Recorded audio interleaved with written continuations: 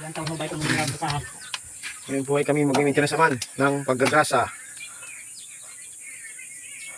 At mag-check kami ng mga transmission at differential.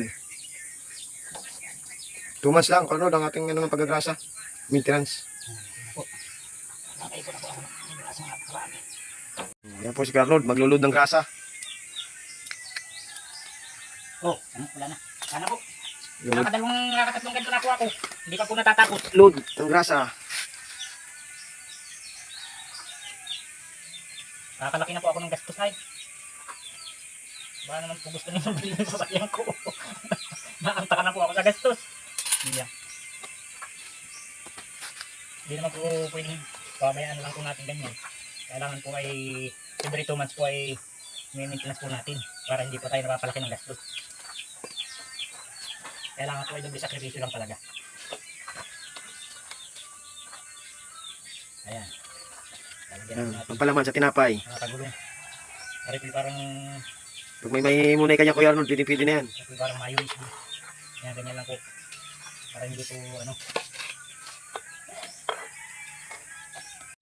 Parang ano din po yan. Ayan po. Nagagrasa na si Arnold. Lahat po ng mga fittings yung gagrasahan namin.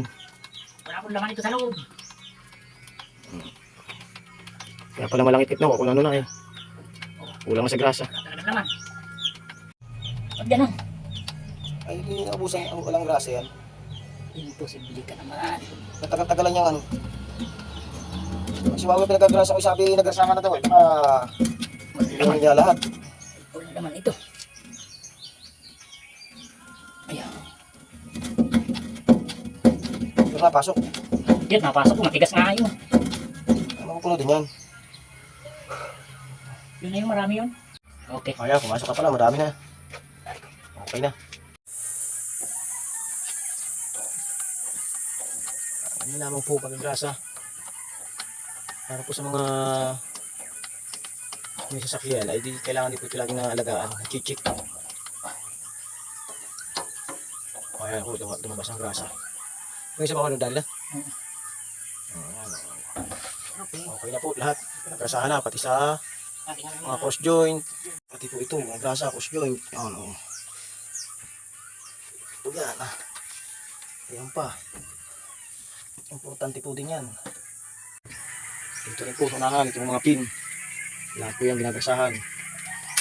Kasi hindi pa po nakakalam. Kung mga nakakalam naman, ay di ayos na po yun.